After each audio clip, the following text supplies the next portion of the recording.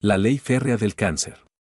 La primera ley biológica de la nueva medicina. La ley férrea del cáncer es una ley biológica descubierta empíricamente que hasta ahora ha demostrado que es exacta, sin excepciones, en más de los 30.000 casos que he estudiado. La ley férrea del cáncer es un sistema superdeterminado de tres funciones correlativas, por las cuales, si se conoce bien uno de los tres niveles, se puede deducir y determinar con precisión los otros dos. La ley férrea del cáncer dice: primer criterio, todo programa especial, biológico y sensato, EBS, se origina por un DHS, síndrome de Dirk-Hammer, lo que equivale a decir por un shock inesperado extremadamente agudo, dramático y vivido en soledad que se produce al mismo tiempo o casi al mismo tiempo en los tres niveles: psíquico, cerebral, orgánico. Segundo criterio, el contenido del conflicto determina, en el instante del DHS, tanto la localización del programa EBS en el cerebro como foco de Hammer, FH, como la localización orgánica como tumor o enfermedad oncoequivalente. Tercer criterio, el desarrollo del programa EBS en los tres niveles, psique cerebro órgano, es sincrónico, desde el DHS hasta la solución del conflicto, conflictólisis igual a CL, incluida la crisis epiléptica epileptoide al final de la fase PCL de reparación y el regreso a la normalidad, normotonía. 5.1. El primer criterio de la ley férrea del cáncer. El descubrimiento de la ley férrea del cáncer comenzó con la muerte de mi hijo Dirk, que, golpeado mortalmente por un príncipe italiano frente a la isla de Caballo, cerca de Córcega, en el alba del 18 de agosto de 1978, en condiciones terribles, murió entre mis brazos en la clínica universitaria de Heidelberg casi 4 meses más tarde, el 7 de diciembre de 1978. Enfermé entonces de un carcinoma testicular, más exactamente de un teratocarcinoma intersticial del testículo derecho. Intenté oponerme a los catedráticos de Tübingen que aconsejaban operar el testículo tumefacto. Ya en aquel tiempo tenía la vaga sospecha de que, a causa de la muerte de mi hijo, me había sucedido alguna cosa relevante a nivel corporal, porque antes de entonces jamás había estado seriamente enfermo. El corte histológico evidenció un teratocarcinoma intersticial. Tras mi convalecencia decidí investigar a fondo mi suposición en cuanto que pudiera. La ocasión se presentó en 1981 cuando comencé a trabajar como médico jefe interno en una clínica de oncología. La ley férrea del cáncer, descubierta el verano de 1981, parecía al principio que solo era válida para los cánceres de tipo ginecológico. Pero enseguida resultó que se podía aplicar a todos los tipos de cáncer. Al final vi que efectivamente todas las denominadas enfermedades eran o bien cánceres o enfermedades oncoequivalentes, es decir, algo parecido al cáncer. Por lo tanto, era lógico que la ley férrea del cáncer se pudiera aplicar a todas las enfermedades consideradas en medicina. Esta ley vale para toda la medicina. Su nombre no se ha cambiado, aunque bien se podría llamar ley férrea de toda la medicina. 5.1.1. Definición del concepto de conflicto en la ley férrea del cáncer. Un conflicto siempre se debe poder definir de tal modo que la definición pueda valer en líneas generales para todos los seres vivientes. Yo, con la palabra conflicto, conceptualmente, entiendo conflicto biológico.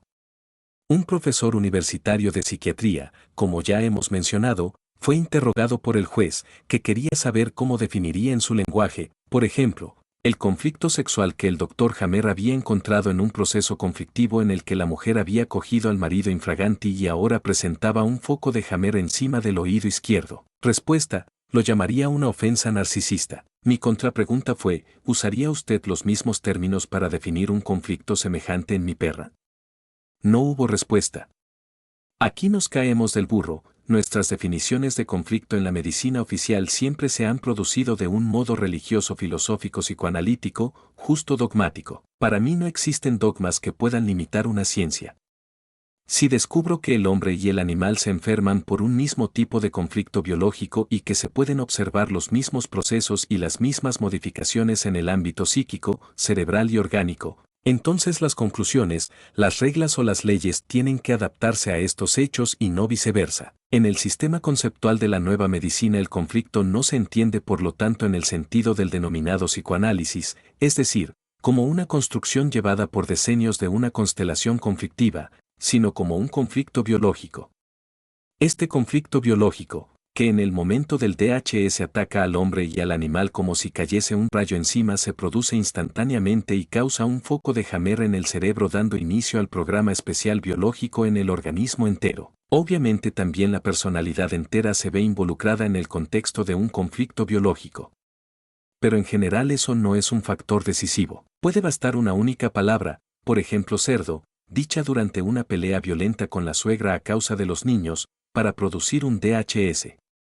En ese mismo instante se define el contenido conflictivo percibido por el paciente. Este, por ejemplo, enferma de un conflicto de no poder marcar el territorio, con un foco de Hammer, FH, a la derecha perinsularmente y a nivel orgánico de una úlcera de la mucosa de la vejiga. Desde ese momento todos los elementos de la pelea de este conflicto biológico transcurren en esta vía de contenido conflictivo. La suegra también habría podido gritar imbécil. Entonces el paciente habría podido sufrir un conflicto de desvaloración personal y el resto de la pelea habría tenido como base la falta de autoestima del paciente, que se preguntaría si es imbécil o no. Habría tenido una vía conflictiva completamente distinta. El conflicto biológico se decide en el instante del DHS, es decir, en ese segundo se define el contenido conflictivo en cuya vía, a su vez, transcurre todo el conflicto biológico. Una mujer, por ejemplo, que ha cogido a su marido infraganti, no debe necesariamente sufrir un conflicto biológico sexual, ni cualquier otro conflicto biológico. Sufrirá un conflicto solo si tiene que enfrentarse a una situación en uno o más aspectos inesperados. Cuando después se llega a un DHS, existen una serie de distintos contenidos conflictivos posibles. Primera posibilidad, la paciente en el DHS vive la situación como conflicto biológico sexual de no ser poseída, de no aparearse. A nivel cerebral sufriría un FH a la izquierda perinsularmente simétrico al conflicto de no poder marcar el territorio que causa úlcera de la mucosa de la vejiga. A nivel orgánico una úlcera de la mucosa del cuello del útero con el consiguiente carcinoma, si se trata de una diestra, con úlcera en las venas coronarias del corazón. Segunda posibilidad, la paciente quizás también tiene un amante, ya no ama a su marido. En el momento del DHS vive la situación como una afrenta y una traición por el hecho de que el marido le hace quedar mal delante de los vecinos. En el momento del DHS sufre un conflicto del nido a causa del compañero, a nivel cerebral un FH en el cerebelo a la izquierda y a nivel orgánico un cáncer de mama derecha, si se trata de una diestra. Tercera posibilidad, la paciente en el momento del DHS experimenta a la joven rival como un conflicto de caída de la autoestima. Ella ha podido darle lo que yo ya no le puedo dar. La paciente en este caso sufriría en el momento del DHS un conflicto biológico de desvaloración de la autoestima, un FH en la médula occipital y una osteólisis en la zona de la pelvis con el consiguiente cáncer de huesos. Cuarta posibilidad, la paciente quizás ya pasó la menopausia y reacciona de un modo masculino.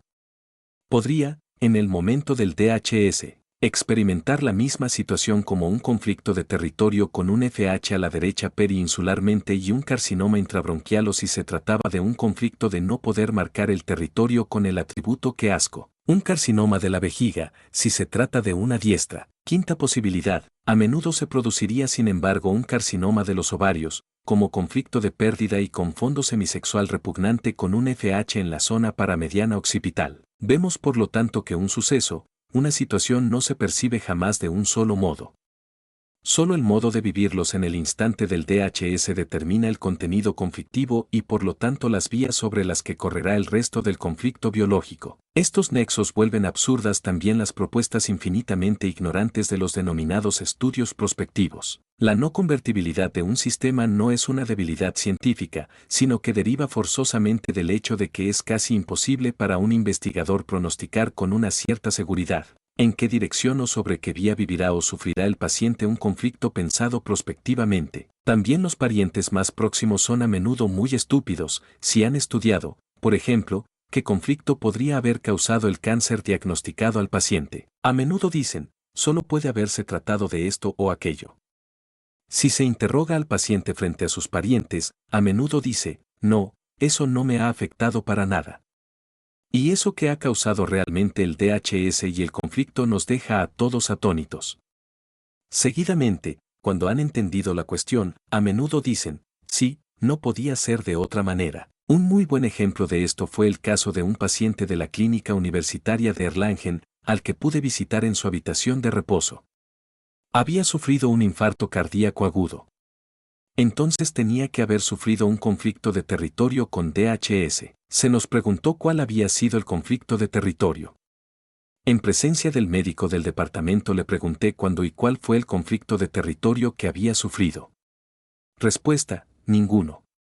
Era un hotelero renombrado, en su ejercicio servía a notables de todo el país, tenía 2 hijas, una buena mujer, ninguna preocupación de dinero, todo estaba bien, no se podía hablar de ningún conflicto de territorio. Entonces le pregunté, ¿desde cuándo había comenzado a adelgazar? Respuesta: desde hace 6 semanas. Tras el electrocardiograma pude juzgar que el infarto cardíaco no había sido especialmente grave. Calculé, unas 6 semanas antes tenía que haberse producido la conflictolisis, el conflicto podía haber durado como máximo 3 o 4 meses. Le dije, hace 6 meses ha tenido que pasar cualquier cosa grave, que le ha impedido dormir por algunas noches. Y hace 6 u 8 semanas la cosa se ha solucionado. Sí, doctor, ahora que me lo dice, pero yo no puedo ni imaginarme que una cosa así me haya podido causar un infarto. Había sucedido lo siguiente: la gran pasión del paciente había sido una jaula de pájaros exóticos. Todos sus clientes habituales admiraban estos pájaros. No había escatimado en gastos y había especies muy raras en el grupo. Antes de desayunar iba a la jaula y contemplaba sus pájaros, que durante ese tiempo habían llegado a los 30. Una mañana se acercó como de costumbre y se quedó con la boca abierta, todos los pájaros habían desaparecido. Ladrones, fue su primer pensamiento, provocando así su DHS. Los ladrones han entrado en mi territorio. Vinieron los vecinos, examinaron toda la jaula. Al final se encontró un pequeño agujero excavado bajo la jaula. Un experto granjero dijo una única palabra: comadreja. Desde ese momento el paciente solo tenía un pensamiento en la cabeza: capturar la comadreja. Tras algunos intentos fallidos consiguió que cayera en la trampa. Solo entonces fue posible reconstruir la jaula, a prueba de comadrejas, y adquirir nuevos pájaros. Tras unos 3 meses y medio todo había vuelto a la normalidad y el conflicto se había resuelto definitivamente. Reflexionando sobre el asunto a posteriori, se acuerda de haber estado muy orgulloso, en el periodo de conflicto activo, de haber perdido un par de kilos. Pero desde hacía 6 semanas los había cogido de nuevo, añadiendo otros 2 kilos. Durante toda la conversación el médico del departamento había permanecido sentado allí al lado atónito. Entonces se levantó y dijo: señor Hammer, estoy muy desconcertado. Quizás se está echando por tierra todo lo que hacemos aquí. En cualquier caso, su demostración me ha superado. Incluso el paciente dijo: si reflexiono ahora sobre nuestra conversación, no habría sabido con que se me podría haber golpeado más fuerte que robándome los pájaros. Esto no tiene nada que ver con psicoanálisis y conflicto en el sentido psicológico corriente. En el conflicto biológico no importa de hecho si el conflicto parece todavía importante, cuando ya todo se ha normalizado. Entonces en el instante del DHS el paciente lo ha sentido como tal, y eso ha sido decisivo. Seguidamente el conflicto ha desarrollado una dinámica propia. Alguien, aunque se tratase solo de una pequeña comadreja, había entrado en el territorio del paciente. Habría podido empezar a reparar la jaula inmediatamente, pero no, eso no le dejaba tranquilo, como se dice normalmente. Solo cuando hubo neutralizado al adversario pudo reconstruir en paz su territorio. Se ve plenamente el drama biológico de este conflicto de territorio. 512. El síndrome de Dirkhammer, DHS. El DHS es la base de la nueva medicina, constituye la piedra angular de todo el diagnóstico. Cada vez es una nueva experiencia, aunque ya la haya vivido muchos miles de veces. No son conflictos cualesquiera que, comenzando lentamente, causan la enfermedad del cáncer, sino que siempre es un golpe fulminante y chocante, inesperado, que cae sobre las personas dejándolas paralizadas e incapaces de decir una sola palabra, consternadas. Esta fotografía, tomada de un periódico de Lyon, muestra cómo un portero es sorprendido y mira consternado el balón, que desviado rueda lentamente hacia la esquina izquierda de la portería.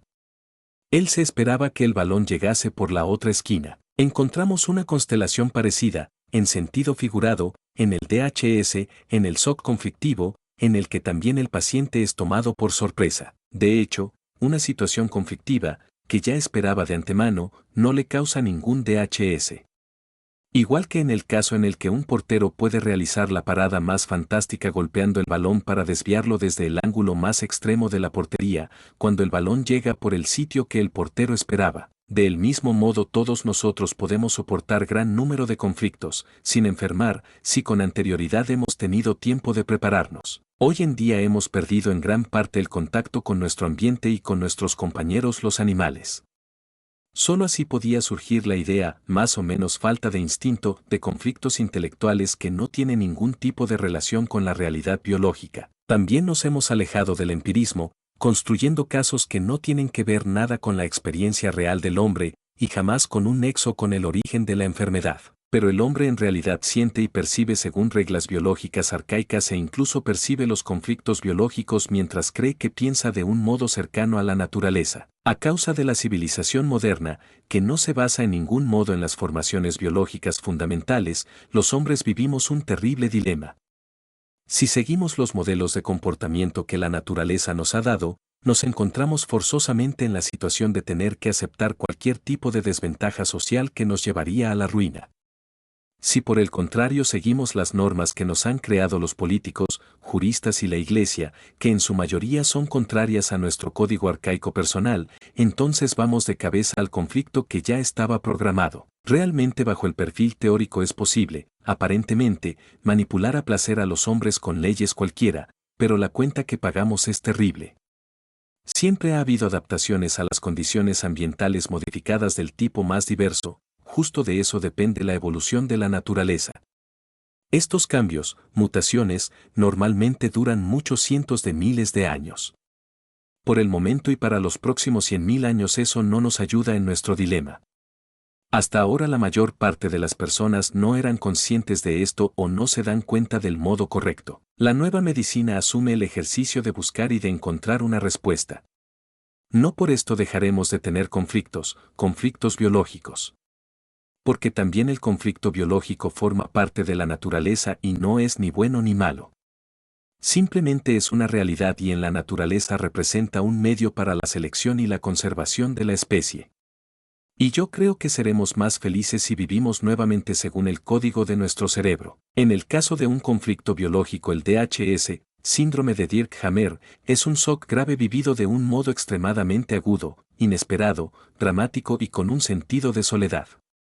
El DHS desencadena el programa especial, biológico y sensato, EBS, de la naturaleza como reacción coherente a un accidente o un caso de emergencia al cual el organismo no ha podido reaccionar desde el comienzo. Representa por lo tanto una posibilidad de recuperación que la naturaleza ofrece. Nótese, el DHS tiene las siguientes características y los siguientes significados. 1. El DHS se origina como experiencia de shock imprevisto por un conflicto biológico, casi en un instante. 2. El DHS determina el contenido conflictivo, con más precisión, el contenido del conflicto biológico. Sobre esta vía corre el sucesivo conflicto. 3. El DHS determina la localización del foco de Hammer, FH, en el cerebro a través del contenido del conflicto biológico. 4. El DHS determina la localización de la enfermedad cancerosa en el órgano definiendo el contenido del conflicto biológico y definiendo la localización del FH en el cerebro. 5. El DHSI, en el caso en el que se produzca, la conflictolisis son importantes pilares de sustento de toda anamnesis de conflicto biológico.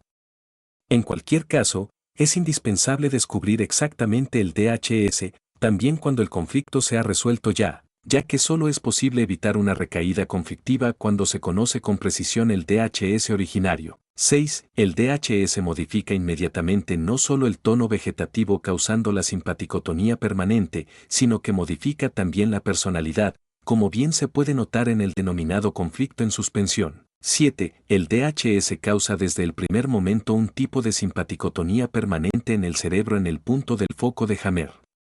En este cambio está involucrado, más o menos, todo el cerebro. 8. El DHS causa desde el primer momento un cáncer o una enfermedad oncoequivalente en el órgano. El cáncer en el órgano tiene diferentes formas de manifestación. A. Fuerte crecimiento celular por mitosis si están afectados los órganos de la hoja embrional interna, endodermo. B. Hoja embrional media. A. El mesodermo del cerebelo produce un crecimiento mitótico durante la actividad conflictiva. B. El mesodermo del neoencéfalo, médula cerebral, causa necrosis en la fase de conflicto activo, en la fase de curación una reconstitución de la necrosis que se llama sarcoma. C. Reducción celular con úlcera del ectodermo del neoencéfalo. Modificaciones de la función en caso de activación del tronco del simpático, sistema endocrino, de la hipófisis, de la tiroides, de las células insulares alfa y beta del páncreas, sin reducción celular. 9.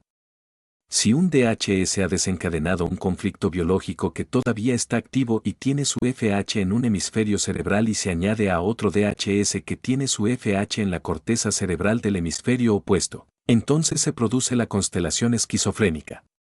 El paciente delira o se vuelve furioso solo cuando el conflicto está fuertemente acentuado en el lado cerebral izquierdo, maníaco y tiene una constelación denominada agresivo-biomaníaca. La constelación esquizofrénica también puede surgir en el caso de un único DHS doble, donde los conflictos activan al mismo tiempo los dos hemisferios cerebrales. 10. Por DHS doble entendemos un conflicto que tiene dos aspectos. Por ejemplo, un conflicto de territorio con desvaloración de sí o un conflicto madre-niño con desvaloración de sí en el ámbito madre-niño al mismo tiempo. Por ejemplo, el niño dice, tú eres una madre muy mala, una madre sin corazón. 11. El DHS es la posibilidad biológica que el individuo recibe de madre naturaleza para equilibrar nuevamente un suceso que desgasta. Sin el DHS, por ejemplo, el ciervo no tendría ninguna posibilidad de reconquistar su territorio. En el instante del DHS la madre naturaleza pasa ya a un programa especial para superar el obstáculo en la segunda tentativa. El DHS es la señal de partida hacia la posibilidad biológica del programa especial, biológico y sensato, EBS. 12. Si un DHS junto a una vía principal de DHS tiene también otra vía secundaria, que llamamos en parte cáncer o enfermedad oncoequivalente, por ejemplo, las alergias, las percepciones ópticas, acústicas, olfativas o gustativas en el momento del DHS, el paciente puede volver a meterse en la vía principal apoyándose momentáneamente en una sola de estas vías secundarias y sufrir una recaída del conflicto. Ejemplo, cada vez que un hombre usa una determinada loción para la barba, piensa en el novio de su mujer, su rival, que utilizaba esa loción. Cada vez sufría dolores en el corazón, una recaída de su antiguo conflicto de territorio con angina de pecho. Obviamente el DHS de recaída, que nos vuelve a meter en la vía conflictiva, no conlleva necesariamente la fuerza emotiva de la primera vez. Podríamos llamarla también memoria intensa. Las vías, a menudo son incluso más de una, no son algo negativo, una especie de avería permanente de la naturaleza, sino que en la naturaleza son un modo, importante para la supervivencia, de refrescar la memoria. Atención, en un caso similar en el pasado sucedió una catástrofe, estate atento. Podemos llamar también a esta vía, alergia. Si se toca el argumento del DHS de una persona, a esta normalmente se le vienen las lágrimas a los ojos, signo de su carga emotiva. Cada recaída conflictiva tiene lugar no poco a poco, sino solamente con un nuevo DHS. Es esto lo que llamamos binario. Repetimos, el conjunto de los factores presentes en una experiencia conflictiva inesperada de shock, es decir, el DHS, causa el conflicto, no al revés. Si no se hubiese producido esta situación particular, probablemente no se habría llegado más a un conflicto biológico. No se trata de entender este conjunto particular de factores conflictivos, aparente o realmente casuales que desencadenan el DHS, dado que no podemos entender los sucesos casuales. Estos conflictos de DHS biológicos son, sin embargo, accidentales solo en un sentido restringido. En un ámbito biológico más vasto estos procesos naturalmente tienen su sentido, por ejemplo, como regulación para la conservación de la especie. Esto no sirve de consolación al individuo concreto que se sacrifica para conservar la especie. Pero tampoco los hombres tenemos escrúpulos con nuestros animales y aceptamos con algo sensato sacrificar los animales de modo que nuestra especie Homo sapiens pueda continuar viviendo. Quizás para algunas personas, que con gusto querrían ver una intervención atribuible a un Dios personal, es difícil entender que Dios se entromete en su vida con esas constelaciones aparentemente casuales. La ignorancia de los conflictos biológicos y de sus consecuencias les hacía creer que el mundo espiritual humano y metafísico era dominable y valorable. Esto es ciertamente un puro error. Una cuestión como el DHS, que se encuentra en el mismo instante en el cerebro como foco de Hammer, no se puede negar mucho más tiempo tampoco desde el punto de vista religioso-filosófico. Es una pura y simple realidad. 5.2. El segundo criterio de la ley férrea del cáncer. Si una persona, o un animal o una planta, sufre un DHS, es decir, un shock extremadamente agudo, dramático y vivido en soledad, a nivel de su subconsciente asocia el contenido del conflicto biológico desencadenado por el DHS a un ámbito biológico conceptual, por ejemplo, al ámbito de la relación madre-niño, o al ámbito territorio, o al ámbito agua, o miedo en la nuca, o autoestima o a otros ámbitos parecidos. También aquí, en el instante del DHS, el subconsciente sabe hacer distinciones precisas, jamás una desvaloración de sí mismo en la esfera sexual, debida por ejemplo a una palabra como blandengue, causa osteólisis de las vértebras cervicales, sino siempre osteólisis de la pelvis, con el consiguiente cáncer óseo de la pelvis en la fase de curación. Jamás un conflicto de desvaloración de sí en la relación madre-niño, madre desnaturalizada, causaría osteólisis de la pelvis, pero sí una osteólisis de la cabeza del húmero izquierdo, en las diestras. Creemos que pensamos. En realidad, la naturaleza piensa con nosotros. A cada ámbito conceptual biológico le pertenece un determinado relé en el cerebro, que en el caso de enfermedad llamamos foco de Hammer. Cada ámbito conceptual biológico tiene su propio relé. En el instante del DHS, unos códigos particulares van del FH al órgano correspondiente a este FH. Se puede por lo tanto decir que cada FH tiene su órgano. Así el suceso a tres niveles psíquico, cerebral y orgánico en realidad es un suceso con decurso sincrónico del FH al órgano con la diferencia de una fracción de segundo. La mayor parte de los pacientes saben indicar el DHS con una precisión casi al minuto, porque se trata siempre de un momento dramático. Por lo general los pacientes estaban rígidos por el miedo, incapaces de hablar, como paralizados, profundamente asustados, etcétera, etcétera. Por medio del ATAC, tomografía computarizada, se puede ver el DHS que en el cerebro ha atacado a partir del primer segundo, que aparece como una configuración concéntrica de anillos nítidos, FH activo, mientras que en el órgano se vuelve a encontrar desde el primer segundo como un tumor que comienza a crecer en ese instante, o como necrosis en los órganos directos del cerebro. En el instante del DHS todo está ya programado o previsto, en correspondencia con el contenido del conflicto biológico en el instante del DHS.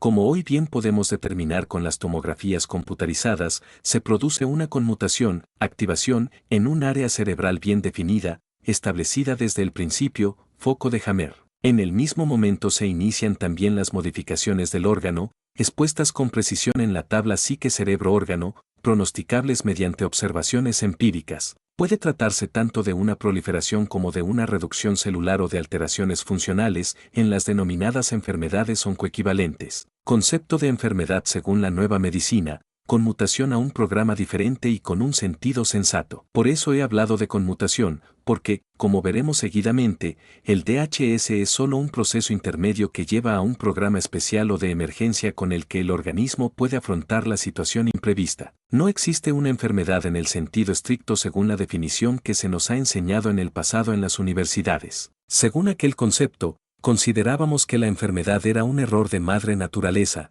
por ejemplo, que el supuesto sistema inmunitario, entendido como el ejército de defensas de nuestro organismo, estuviese enloquecido.